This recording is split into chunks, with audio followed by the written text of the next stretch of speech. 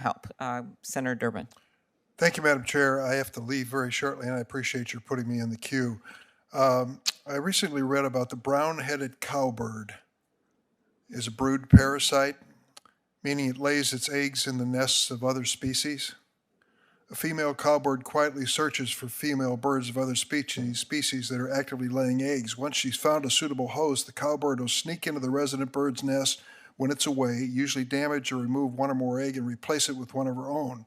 The foster parents then unknowingly raise the young cowbirds, usually at the expense of their own offspring.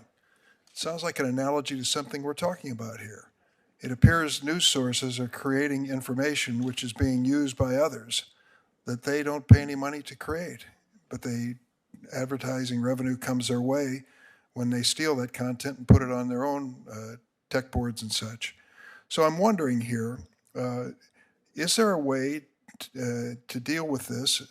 Let me quote one of the friends of mine, Dennis Lyle. You may know Dennis, president of the Illinois Broadcasters Association. He said to me, the economic harm these tech giants are inflicting on local broadcast journalists around the country is brought out in this testimony, where advertising revenues for radio broadcasters have experienced a free fall in recent years due to almost exclusively the rapid expansion of dominant online platforms who've devoured advertising market share in the digital marketplace and devised anti-competitive practices to protect it. So we're discussing the passage of JCPA to level the playing field. I'd like to ask Mr. Oxley, can you discuss how this proposal and negotiation framework would help boost small Illinois broadcasters like those Dennis Lyle represents? Well, absolutely, and I appreciate the question.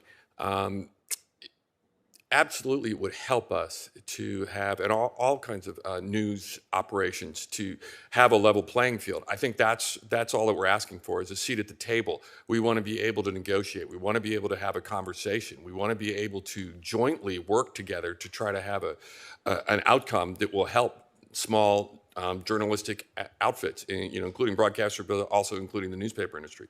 But in terms of broadcasting, we desperately need this because we're fading away. We're having fewer and fewer people involved in the news business, and we've seen such a dramatic and steep decline in people involved in news that broadcasting now has seen tremendous amounts of people leave the industry. You know Chicago. Yes, I do. You've worked in Chicago. Yes. I can tell you in my Senate career of a little over 20 years, there's been a dramatic change.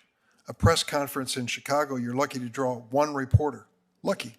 Instead, it's a bank of cameras, and by union rules or by tradition, the cameramen don't ask questions.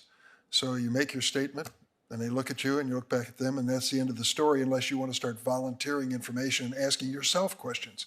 That's what it's come to in terms of what used to be one of the most vibrant news markets and competitive news markets in America. It has just disintegrated.